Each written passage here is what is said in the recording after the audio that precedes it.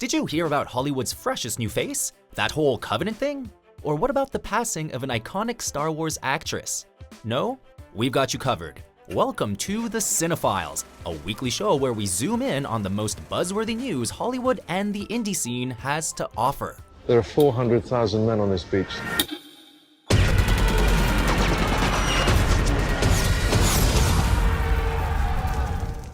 Number 3.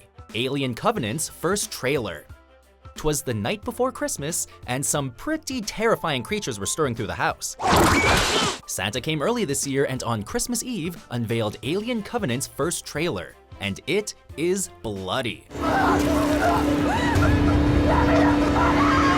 Serving as both a sequel to Prometheus and a prequel to the original Alien, Alien Covenant is about a crew who travel to the far stretches of the galaxy in search of an uncharted paradise. But as the Red Band trailer shows, it proves to be anything but. We don't know what the f***'s out there. We witnessed some pretty horrific stuff: facehuggers, backbursters, and a new species of alien, a neomorph, which you probably missed if you blinked. Not to be outdone, the famous xenomorph shows up at the end and spills a whole lot of blood. With Michael Fassbender returning and newcomers Billy Crudup, Danny McBride, and James Franco joining, Alien Covenant is sure to be one of the New Year's biggest releases.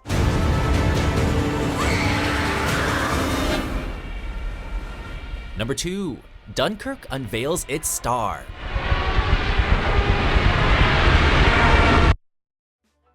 Christopher Nolan's World War II epic Dunkirk has its lead, but he isn't your typical Hollywood A-lister.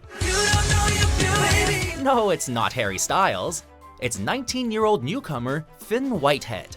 In an interview with Entertainment Weekly, Nolan discussed how important it was for him to cast an actor who was new and unknown in order to reflect the British soldiers' inexperience during Operation Dynamo, a mission to rescue Allied forces trapped on a beach. I'm not going back. There's no hiding from this, son. We have a job to do. Whitehead took the challenge in stride, showing up weeks before filming to prepare for the harsh warlike conditions by swimming in full army garb. While we might be used to Nolan casting big-name leads like Christian Bale and Leonardo DiCaprio, the director's authentic vision will likely have audiences salivating for its July release. You can practically see it from here. What? Home. Before we get to our final pick, don't forget about these flicks that came out this week. I'm not all men. Okay, I'm just me. Well, yes and no. I see the shapes. Having a kid seems like the hardest thing. You drive the bus, right? Your name really Patterson? My real name is Patterson. Well, that's kind of crazy, right? It's not easy for me to admit that I've been standing in the same place for 18 years. Well, I've been standing with you. I gave 18 years of my life to stand in the same spot as you. Number 1. The death of Carrie Fisher. On December 27th, at the age of 60, Carrie Fisher passed away. Known for her iconic role as Princess Leia of the Star Wars franchise, Fisher went into cardiac arrest during a flight from London to Los Angeles, and despite initial reports that she was in stable condition, passed away 4 days later. It is with a very deep sadness that Billie Lourd confirms that her beloved mother, Carrie Fisher, passed away at 8:55 this morning. She was loved by the world, and she will be missed profoundly. Not only was Fisher a prolific actress, but also a mental health advocate, having herself struggled with bipolar disorder and addiction. Losing your mind, which is what happened, is a terrible thing.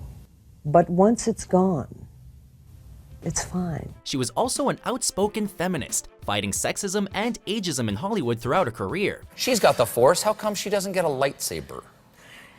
You know, it's that whole women... Yeah, it's a bad thing for women. Even in space, women are, there's a double standard. An overlooked fact was that Fisher was also a talented screenwriter, often doctoring the dialogue and improving scripts for George Lucas, Steven Spielberg, and John Landis, just to name a few. Carrie did finish her work on Star Wars Episode 8, so audiences will get to say goodbye to Princess Leia one last time. May the Force be with her always. So, what did you think of this week's CineFiles? What film news should we have mentioned? come you ain't never liked me? For more movie magic published every day, be sure to subscribe to WatchMojo.com. May the Force be with you.